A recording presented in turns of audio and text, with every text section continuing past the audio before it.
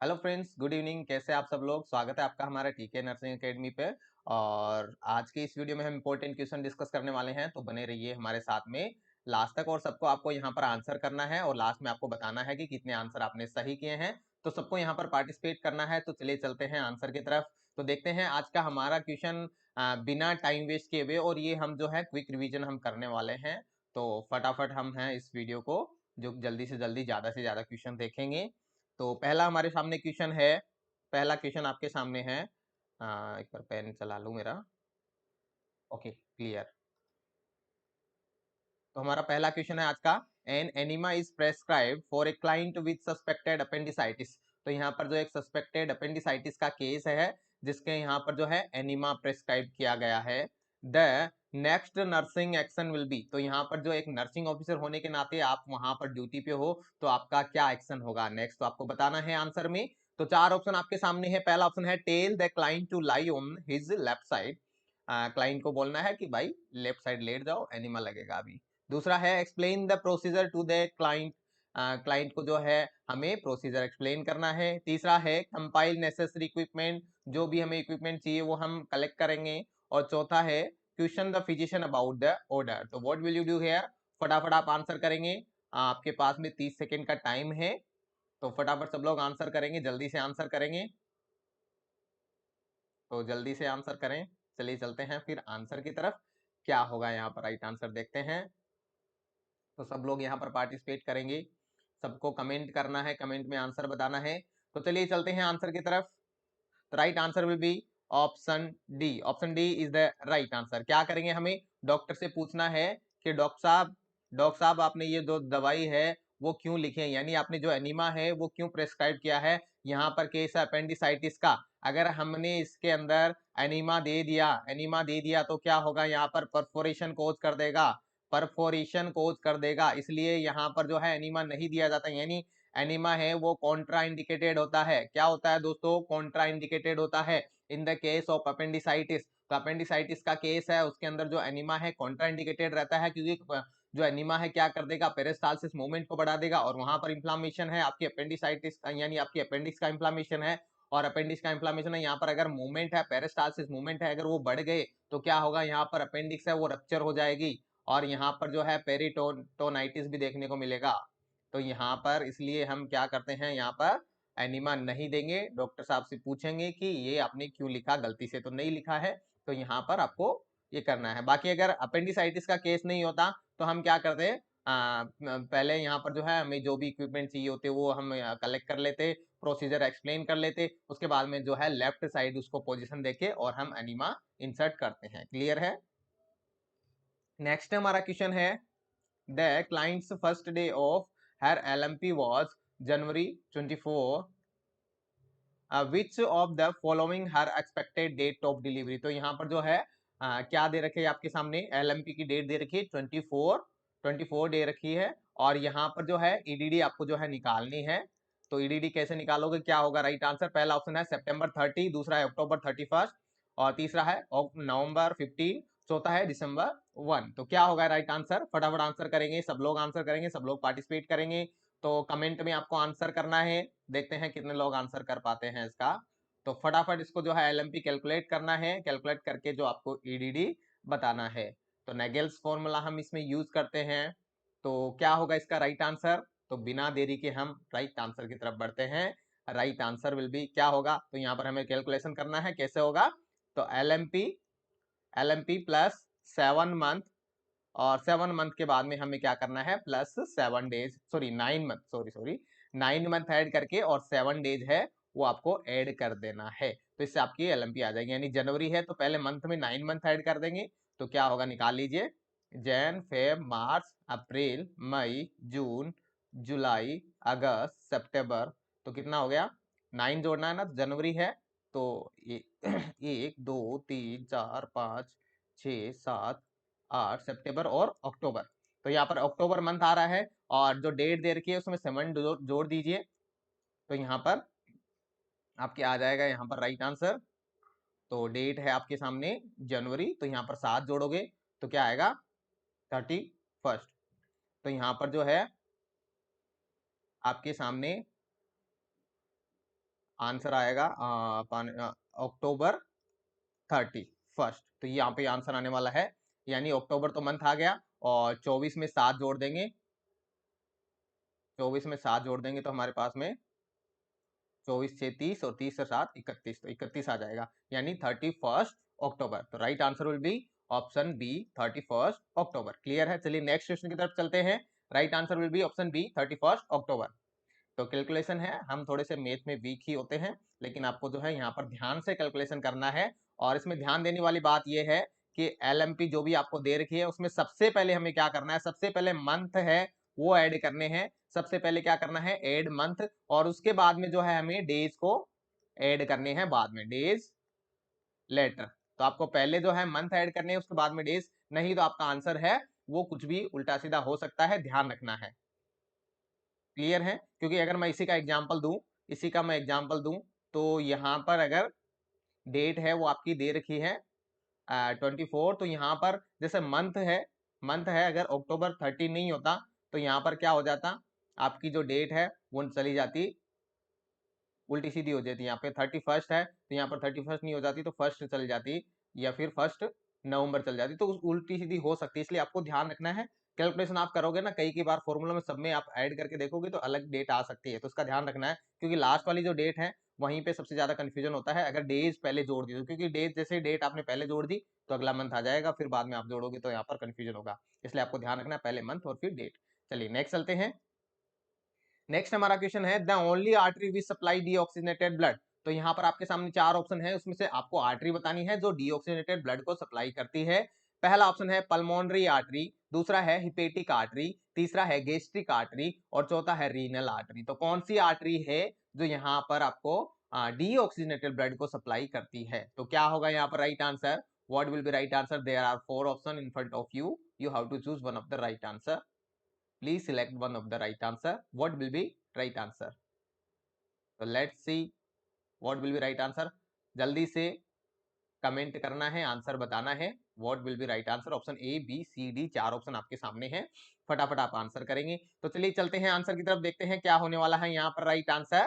तो right answer will be option A, pulmonary artery. तो pulmonary artery यहाँ पर जो है राइट आंसर होने वाला है, यानी पल्मोनरी आर्टरी है वो क्या करती है, ब्लड को जो है हार्ट से, अपने हार्ट से ब्लड को, हार्ट से भी अगर हम बात करें तो आपकी जो लंग्स के पास में जाती है, ये आपका लंग्स है, ये हमारे लंग्स है। तो यहाँ पर जो है राइट वेंट्रिकल है वो ब्लड है लेके आता है, आर्टरी जो है ब्लड लेके आती है, आर्टरी हमेशा ब्लड दूर लेके जाती है हार्ट से, और वेन हार्ट के पास में लेके आती है। तो इसमें जो ब्लड रहता है, जैसे आपको पता है राइट जो हार्ट है उसमें हमारे पास में क्या रहता है, डीऑक्सीनेटेड ब्लड रहता है, और ये यहाँ पर जो है ऑक्सीनेटेड होके, यानी प्यूरिफाई होके फिर वापिस जो है अपना लेफ्ट एट्रियम में डाल दिया जाता है, इस तरह से रहता है। तो ये यहाँ से पल्मोनरी वेन है वो लेके जाती है, तो ये आपको ध्यान रखना है, ये पल्मोनरी वेन है लेके जाएगी, और पल्मोनरी आर्टरी है जो यहाँ से राइट वेंट्रिकल से आपके पास में लंग्स के पास में लेके आती है। क्लियर है? चलिए नेक्स्ट चलते हैं। नेक्स्ट हमारा क्वेश्चन है, the most leading cause of death for young adult. तो यंग अडल्ट का यहाँ पर मोस्ट कॉज ऑफ डेथ आपसे पूछा है, क्या होगा? पहला ऑप्शन है अनइंटेंशनल इंजरीज, दूसरा है कैंसर, तीसरा है होमिसाइड, चौथा है suicide. What will be right answer? क्या होगा यहाँ पर राइट आंसर? सब लोग आंसर करेंगे, सब लोग पार्टिसिपेट करेंगे। What will be right answer? Comment करके बताएंगे क्या होने वाला है राइट आंसर। ज्यादा से ज्यादा लोग जो है पार्टिसिपेट करें, जो भी लोग देख रहे हैं कमेंट जरूर करना, ताकि यहाँ पर आपकी प्रेजेंस का जो है वो पता चलता रहे कि यहाँ पर आप लोग कितने एक्टिव हो। जितने ज्यादा आप लोग एक्टिव होंगे उतनी ज्यादा आपके लिए जो है हम मेहनत करेंगे। तो चलिए चलते हैं आंसर की तरफ, देखते हैं क्या होने वाला है राइट आंसर। तो right answer will be option A, unintentional injuries, यानी जो इंजरी जिसका हमें पता ना हो, जिसको आप आरटीए भी बोल सकते हैं, रोड ट्रैफिक एक्सीडेंट भी बोल सकते हैं, या फिर एक्सीडेंट डायरेक्ट आप एक्सीडेंट भी बोल सकते हैं। तो ये आपको जो है एडल्ट में सबसे ज्यादा देखने को मिलता है। क्लियर है? चलिए नेक्स्ट चलते हैं।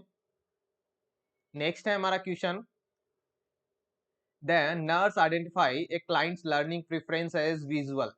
एक नर्स है जो क्लाइंट्स की जो प्रेफरेंस है, लर्निंग प्रेफरेंस है वो विजुअल जो है सिलेक्ट करी है। Which is the best way of teaching the client about insulin injection.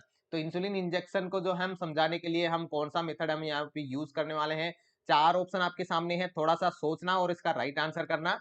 क्या होगा? पहला ऑप्शन है एन ऑडियो टेप, दूसरा है an orange and insulin syringe and alcohol wipe and a bottle of sterile saline, और तीसरा है क्लासरूम डिस्कशन, चौथा है an instructional pamphlet. What will be right answer? There are 4 options in front of you. You have to choose right answer. What will be right answer? Please participate all candidate. क्या होगा यहाँ पर right answer? तो चलिए चलते हैं answer की तरफ बिना देरी के और देखते हैं क्या होने वाला है यहाँ पर राइट आंसर।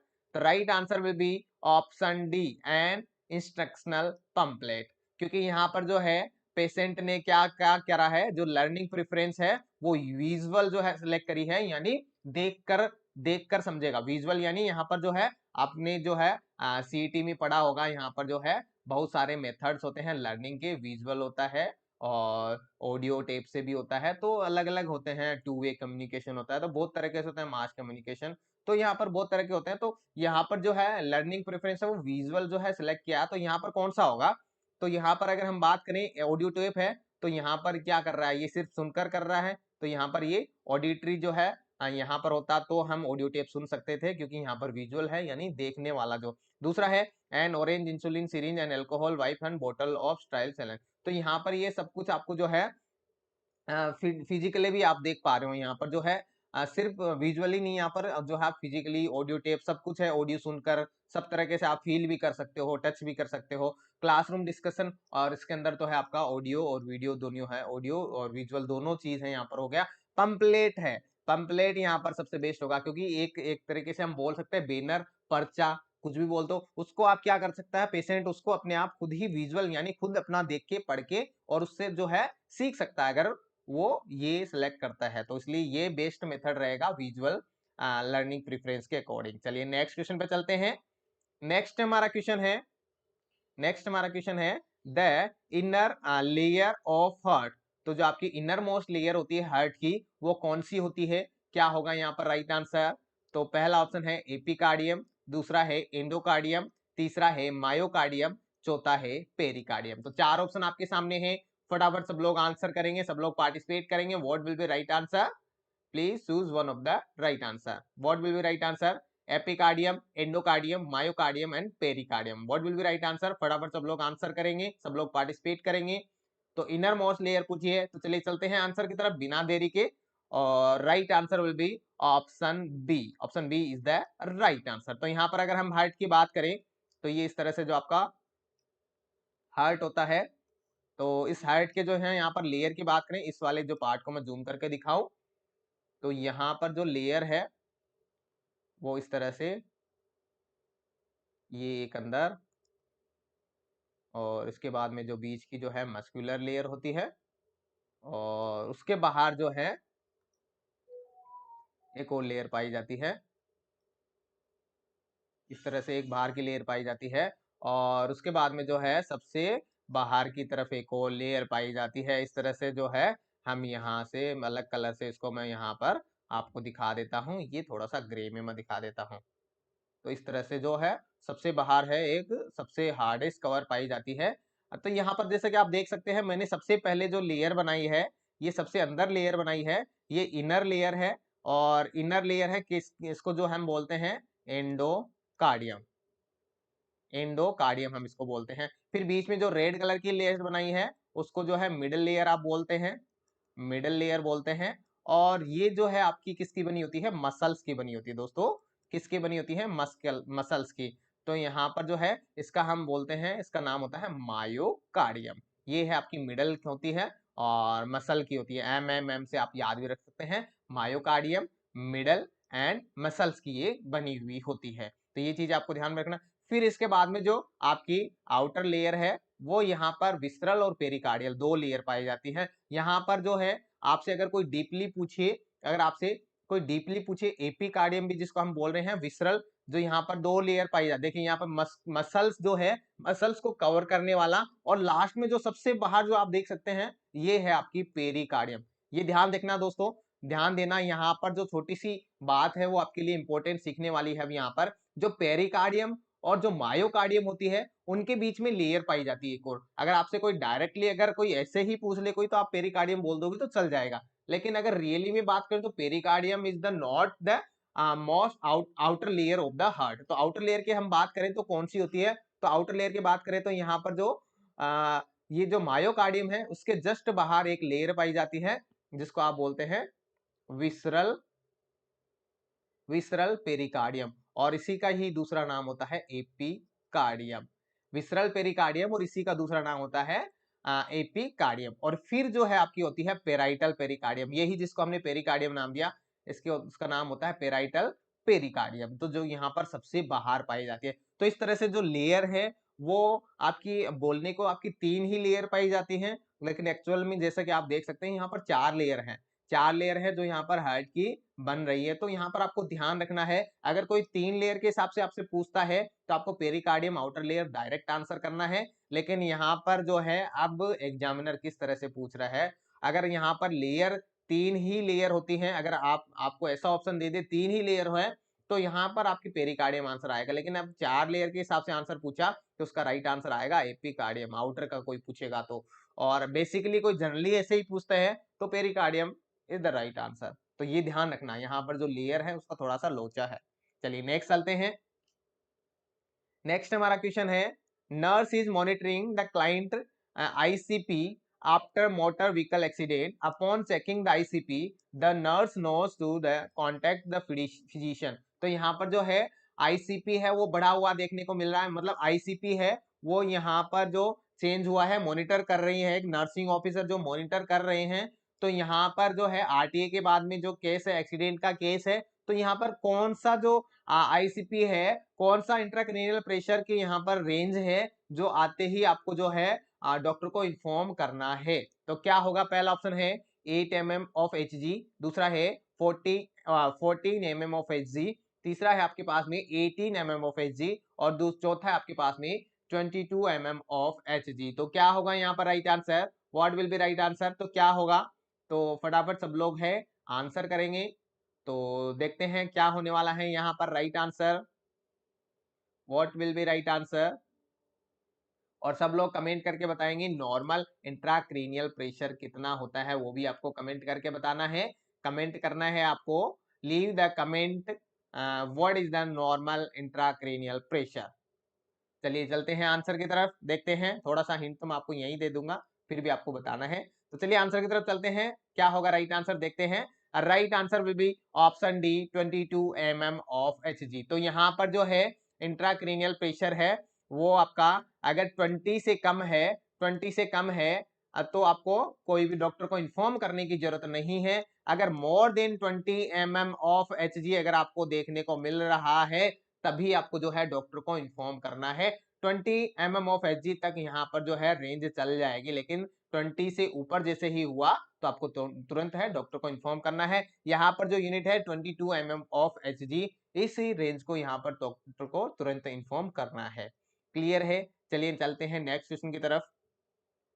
हमारा नेक्स्ट क्वेश्चन है, a patient with tonic clonic seizure which of the following nursing priority. तो यहाँ पर जो है पेशेंट किसका है, टॉनिक क्लॉनिक सीजर का है, तो यहाँ पर एक नर्सिंग ऑफिसर की क्या प्रायोरिटी होने वाली है, क्या होगी। पहला ऑप्शन है कॉल फॉर असिस्टेंस, दूसरा है रिस्ट्रेन द क्लाइंट, तीसरा है turn the client on her side, चौथा है प्रोवाइड ए सेफर एनवायरनमेंट। तो क्या होगा यहाँ पर राइट आंसर, क्या होगा, फटाफट सब लोग आंसर करेंगे, सब लोग पार्टिसिपेट करेंगे, और यहाँ पर थोड़ा सा सोचना है और आंसर बताना है। और यहाँ पर जो है क्या होने वाला है राइट आंसर वो आप बताएं, उसके बाद में मैं जो आपको है इससे रिलेटेड एक जो है बात बताऊंगा जो आपको ध्यान में रखना है हमेशा के लिए।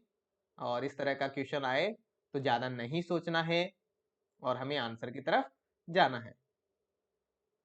तो चलिए चलते हैं आंसर की तरफ, देखते हैं क्या होगा राइट आंसर। तो right answer will be option D provide a safe environment. देखिए यहाँ पर जो है पेशेंट किसका है, टॉनिक क्लॉनिक सीजर का है। तो यहाँ पर जो है पेशेंट को यहाँ पर जब सीजर आएगा तो यहाँ पर क्या हो सकती है, पेशेंट को यहाँ पर इंजरी हो सकती है, खुद को इंजरी हो सकती है। तो सबसे पहले हमें क्या करना है, बाकी हमें देखो सब जगह हमें और एबीसी फॉर्मूला यूज करना है, एबीसी फॉर्मूला भी यूज करना है, ध्यान रखना आपको।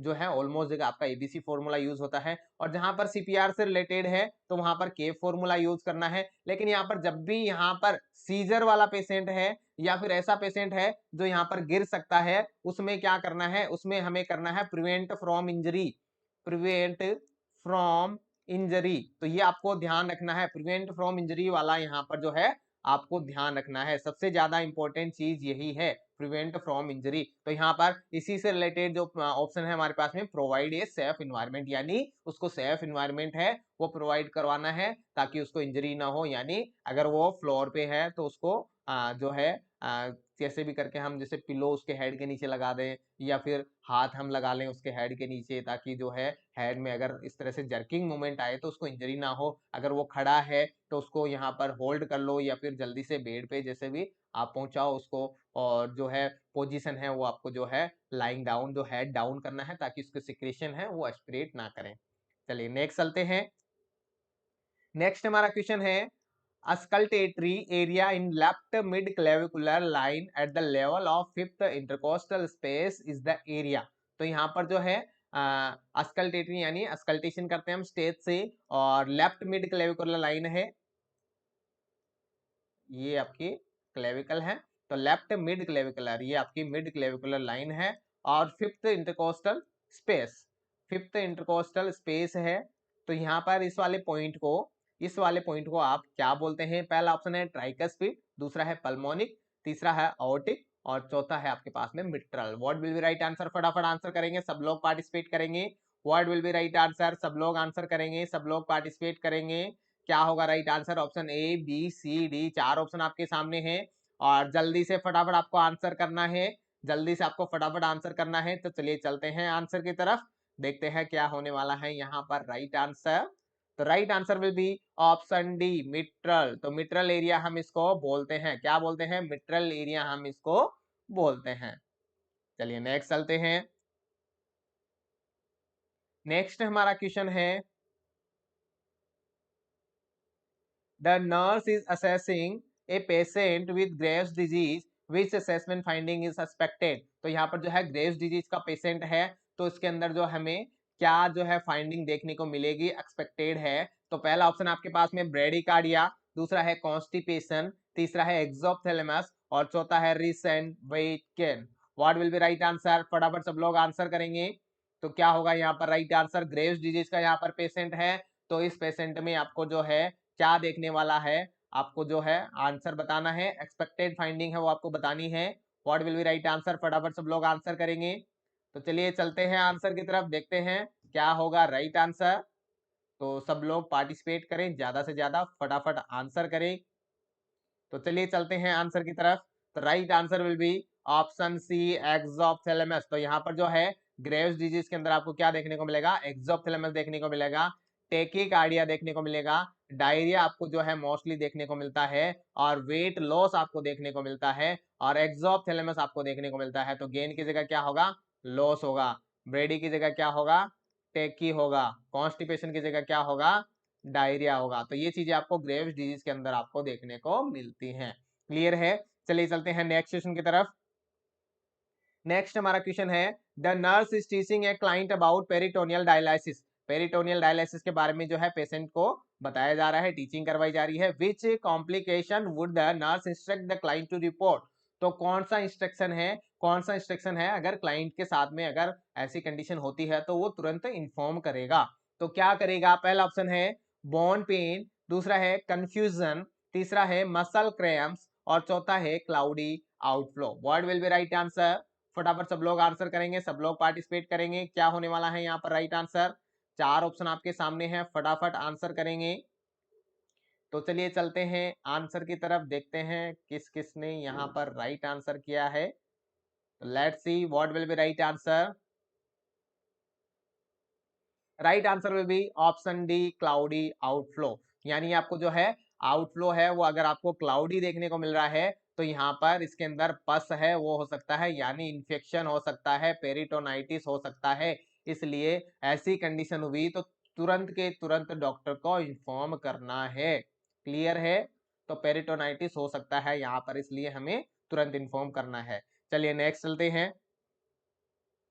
नेक्स्ट हमारा क्वेश्चन है the patient with risk for postmortem hemorrhage the early sign of hemorrhage in this client will be. तो यहाँ पर जो है आपके सामने जो पोस्टमार्टम हेमरेज का पेशेंट है, इसमें अर्ली साइन क्या होगा हेमरेज का, वही आपको बताना है। पहला ऑप्शन है कोमा, दूसरा है हाइपोटेंशन, तीसरा है रेस्टलेसनेस, चौथा है cool and clammy skin. What will be right answer? फटाफट आप आंसर करेंगे, फटाफट आंसर करेंगे, सब लोग पार्टिसिपेट करेंगे। तो बहुत ही इजी सा क्वेश्चन है और सबको यहाँ पर आंसर करना है। क्या होने वाला है राइट आंसर सब लोग बताएंगे। तो चलिए चलते हैं आंसर की तरफ, देखते हैं क्या होगा राइट आंसर। तो right answer will be option C, restlessness. तो यहाँ पर जो सबसे पहले है आपको रेस्टलेसनेस आपको देखने को मिलेगा। तो चलिए चलते हैं नेक्स्ट की तरफ। नेक्स्ट हमारा क्वेश्चन है, ये बहुत ही अच्छा क्वेश्चन है और इसका आंसर आप बताएंगे। क्वेश्चन मैं समझा देता हूं और कमेंट करके आपको आंसर बताना है। तो क्वेश्चन नंबर मैं इस पे लगा देता हूं 18, मैं इस पे लगा देता हूं 18 नंबर का क्वेश्चन है। तो आपको आंसर देना है कि क्वेश्चन 18 और जो भी इसका आंसर आ रहा है ए, बी, सी या डी, वो आपको लिखना है ताकि पता चले कि आपने जो है यहाँ पर क्वेश्चन जो है वीडियो अच्छे से देखा है ध्यान से।